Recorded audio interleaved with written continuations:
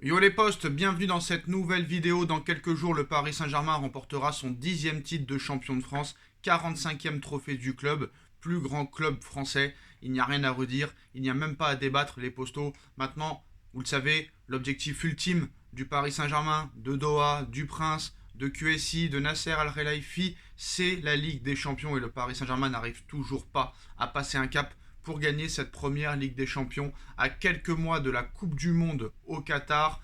Est-ce que le Paris Saint-Germain et ses dirigeants vont encore faire un mercato entre guillemets XXL? J'espère que ce ne sera pas le même mercato que l'été dernier, parce que l'été dernier, c'est vrai qu'on a bégayé. On a beaucoup bégayé, beaucoup de mauvais choix, beaucoup de désillusions. On a été déçus, notamment par Donnarumma, Wijnaldum, Sergio Ramos, Léo Messi. Et Hakimi, on va dire, est celui qui a le moins déçu avec Nuno Mendes. Mais la bonne surprise, c'est bien Nuno Mendes, dont l'option d'achat va être levée pour 40 millions d'euros. Maintenant, l'avenir du Paris Saint-Germain, c'est quoi? Première priorité, c'est un nouveau coach. Zidane, Conte, Diego Simeone, on ne sait pas réellement où ça en est le dossier, mais ça devrait être annoncé très rapidement, surtout une fois ce 10e titre qui sera officiel. Qu'est-ce qu'on fait des indésirables? Les Paredes, les Julian Draxler, les Pablo Sarabia, les Rafinha, les Herrera. Il va falloir leur trouver une porte de sortie. Est-ce que Verratti est toujours aussi incontournable? Je pense qu'aux yeux de Paris, aux yeux de Doha, oui. Ils vont encore lui laisser plusieurs chances. Alors, en ce qui concerne maintenant le dossier Kylian Mbappé et les postaux. Kylian Mbappé n'a toujours pas gagné de Ligue des Champions avec le Paris Saint-Germain. Kylian Mbappé est à une trentaine de buts, du record de l'histoire du Paris Saint-Germain, du record d'Edinson Cavani qui est de 200 buts. Est-ce que Mbappé pourrait partir du Paris Saint-Germain sur un échec en Ligue des Champions, en plus des échecs en Coupe de France, au Trophée des Champions, etc., etc. Mais surtout, est-ce que Mbappé peut partir du club alors qu'il est sur le point, honnêtement, de battre le record d'Edinson Cavani et de rentrer dans l'histoire du Paris Saint-Germain? Et est-ce qu'il peut partir du Paris Saint-Germain sans avoir gagné aucune Ligue des Champions? Alors c'est vrai que du côté de Madrid, on s'enflamme. Mais c'est vrai que depuis quelques jours, même les pro-madrilènes, même les pro-espagnols sont en train de faire un revirement, sont en train de retourner leur veste. À part dire tranquilo, tranquilo, viens Mbappé, il n'y a pas beaucoup d'arguments de la part de la presse espagnole. Tout ce qu'est capable de dire la presse espagnole, c'est Mbappé sera madrilène cet été. Mbappé sera madrilène cet été. Ils ont dit la même chose l'été dernier et ils ont dit la même chose en 2017 quand il était à l'AS Monaco. Donc ce n'est pas un argument recevable.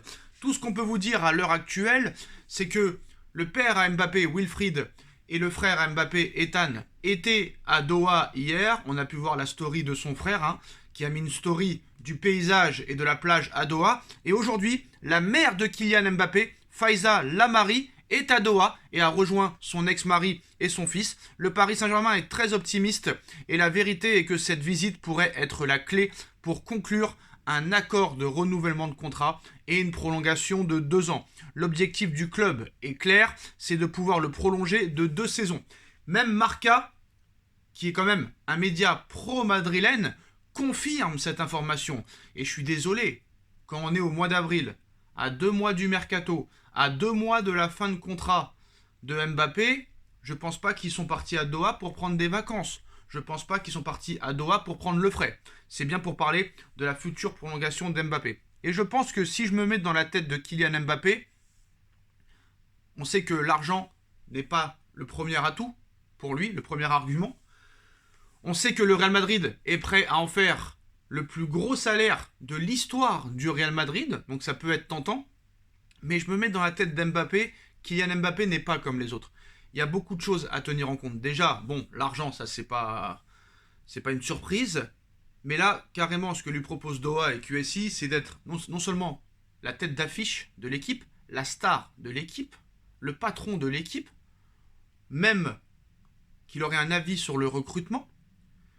Lui-même a dit qu'il y avait des changements maintenant et que ça pouvait aussi, on va dire, prendre le dessus sur sa décision. Ce qu'il faut savoir, c'est que là, non seulement ils ont rendez-vous avec le Prince, ils ont rendez-vous avec Oryx. Alors qu'est-ce qu'est Oryx? Oryx, c'est Qatar Sport Investments, Dixit, Oryx, QXI. qui est une société à participation fermée, fondée en 2005 et basée à Doha, au Qatar. Et avant qu'ils ne rachètent le Paris Saint-Germain, ils avaient déjà d'autres affaires. Il y a aussi QSI qui est une filiale de Qatar Investments Authority. Et là, carrément, ils sont partis voir le conseil d'administration. Donc, à un moment donné, là, les 3 autres membres, c'est ça qu'il faut savoir, les 3 autres membres du conseil d'administration, à part Nasser, à part le prince et compagnie, il y a aussi Youssef Mohamed Al-Boualadi, il y a Mohamed Abdulaziz Al-Soubaï, et il y a aussi Sophie Jordan, qui sont également membres du conseil d'administration de Bin Media Group. Ils ont aussi rendez-vous dans quelques heures, enfin, jusqu'à ce que vraiment tout le monde soit là. Abdel Mohamed Tayeb Mustafawi, qui est vice-président de QSI et qui s'occupe de diverses autres choses au Paris Saint-Germain, au poste de direction notamment, au sein du secteur bancaire qatari. Donc c'est un peu lui qui va s'occuper, c'est un petit peu le trésorier du prince Al-Tamim, du prince du Qatar. Donc voilà. Nasser Al-Khelaifi, lui qui était président de QSI depuis 2011, il est actuellement président directeur général de Bin Media Group au Qatar et président du Paris Saint-Germain. Nasser Al-Khelaifi, c'est lui qui devait s'occuper de ce dossier après Leonardo. Les deux ont été en échec. Donc voilà. Abdel Mohamed Tayeb Mustafi, président de QSI, avec les 3 autres membres du conseil d'administration, Youssef Mohamed Al-Boyadi, Mohamed Abdulaziz Al-Soubé et Sophie Jordan, ont rendez-vous avec les représentants de Kylian Mbappé, son avocate, sa mère, son père. Donc, il y a un moment donné, quand toutes ces personnes-là sont réunies pour parler d'un nouveau contrat, je ne pense pas que c'est pour parler éponge ou pour parler chiffon, ou pour reprendre des vacances même. Après, c'est tout à fait possible que le prince les ait invités pour quelques jours, pour lui montrer en plus de ça que ici, là-bas, ils sont les princes, ils sont les rois. Parce qu'on va pas se mentir, maintenant, Mbappé est le roi de Paris. C'est le nouveau roi de Paris. Avant, on avait Louis XIV, on avait Louis XV, on avait Louis XVI, c'était les rois de France. Bah, maintenant, on a Kylian Mbappé qui est le roi de Paris.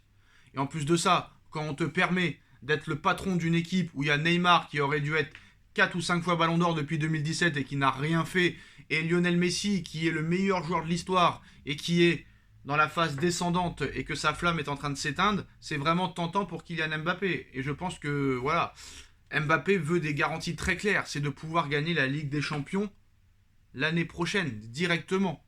Ça, c'est sûr et certain. Malheureusement, ce qu'il faut qu'il sache, Mbappé, c'est que Rome ne s'est pas fait en un jour. Et cette équipe a beaucoup de faiblesses, que ce soit en défense, que ce soit au milieu de terrain, et que ce soit en attaque. Et je ne dis pas qu'il n'est pas trop tard. Loin de là. Peut-être que les échecs de toutes ces années vont pouvoir leur faire passer un nouveau cap. Tout dépendra du prochain entraîneur, tout dépendra aussi du prochain directeur sportif et de la nouvelle directive du Paris Saint-Germain. En tout cas, quoi qu'il en soit, les postos, la famille Mbappé est à Doha à l'heure actuelle avec le prince, le conseil d'administration de QSI pour parler d'une éventuelle prolongation. Il serait prêt même à lui donner une possibilité de partir en 2023, un an à la fin de son contrat s'il prolonge, mais connaissant QSI, ils ne le laisseront pas partir même à un an de la fin de leur contrat en 2023, ça c'est sûr et certain. Est-ce que si Mbappé prolonge au PSG, il dit adieu au Real Madrid définitivement? J'ai pas envie de dire ça parce que si Mbappé signe seulement 2 ans au Paris Saint-Germain, je peux pas croire que Pérez ne revienne pas dans 2 ans s'il est gratuit Mbappé. Voilà, c'est très simple, surtout qu'il y a d'autres aussi atouts en jeu, les JO 2024, il y a aussi la Coupe du Monde 2023 au rugby. Alors vous allez me dire, qu'est-ce qu'il y a à voir le rugby là-dedans? Bah, Mbappé peut promouvoir aussi la Coupe du Monde de rugby en s'y faisant intéresser ceux qui ne s'y intéressent pas. Ça, faut pas oublier non plus. Donc voilà les postos. Et le fait est aussi que le Doha, je dis pas qu'ils s'en foutent d'Mbappé, mais eux, ce qu'ils veulent, c'est absolument avoir Mbappé pendant la Coupe du Monde 2022. C'est leur seul intérêt. Voilà, c'est leur seule chose à laquelle elles pensent. Voilà les postos. Dites-moi en commentaire ce que vous en pensez. On like, on partage, on commente, on s'abonne. Et on se retrouve très vite pour une nouvelle vidéo. Tchuss.